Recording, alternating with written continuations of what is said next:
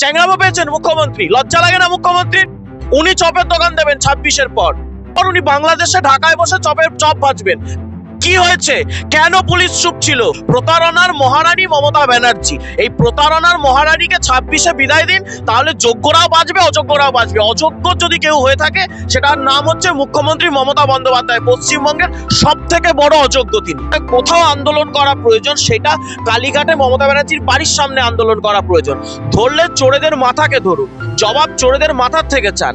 কারণ বিকাশ ভবনের কয়েকজন আমলা মিলে, ওই আমলা গামলারা এটা করেনি, করেছে হচ্ছে হলো দুর্নীতির মহারানী, দুর্নীতির পরিচালিকা মমতা বন্দ্যোপাধ্যায়। তাই জবাব চান মমতা বন্দ্যোপাধ্যায়ের থেকে, জবাব চান তৃণমূল কংগ্রেসের থেকে। মাথাকে ধরুন, কান টান ধরে কিছু হবে না। না, মমতা বন্দ্যোপাধ্যায় উনি ওনার ভাইজিকে দিয়ে চা চপটা ভাজাতে পারতেন তো। ওনার ভাইজির জন্য চাকরি চুরিটা কে করেছিল?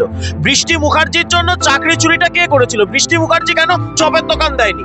অভিষেক ব্যানার্জি কেন চায়ের দোকান দেয়নি?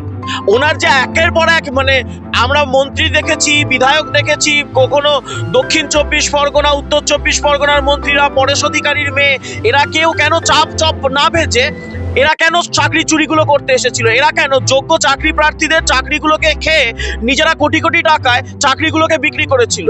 অর্থাৎ বৃষ্টি মুখার্জি চাকরি করবে চাকরি চুরি করে, আর সাধারণ বাংলার ঘরের ছেলে মেয়েরা তারা গিয়ে চা চপ ভাজবে। চ্যাংড়ামো পেয়েছেন মুখ্যমন্ত্রী, লজ্জা লাগে না মুখ্যমন্ত্রীর?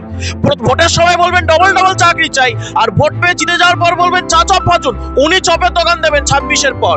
26-এর পর উনি বাংলাদেশে ঢাকায় বসে চপের চপ ভাজবেন, আর পশ্চিমবঙ্গে ওনাকে আর কেউ ঠাই দেবে না। মমতা বন্দ্যোপাধ্যায়ের মস্তিষ্ক প্রসূত। মমতা বন্দ্যোপাধ্যায় চেয়েছেন ইসলামিক মৌলবাদীদের বার্তা দিতে এই সরকারটা তার।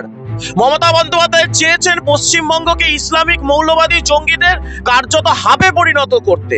আর তার জন্য আপনি দেখতে পেয়েছেন 250 থেকে 300 মিটার দূরে থানা রয়েছে, এতগুলো মানুষ চিৎকার করছে, এতগুলো হিন্দুর প্রাণ চলে যাচ্ছে, থানা কিছু করতে পারছে না। না, মুখ্যমন্ত্রীর নির্দেশে, পুলিশ মন্ত্রীর নির্দেশে থানা চুপ ছিল।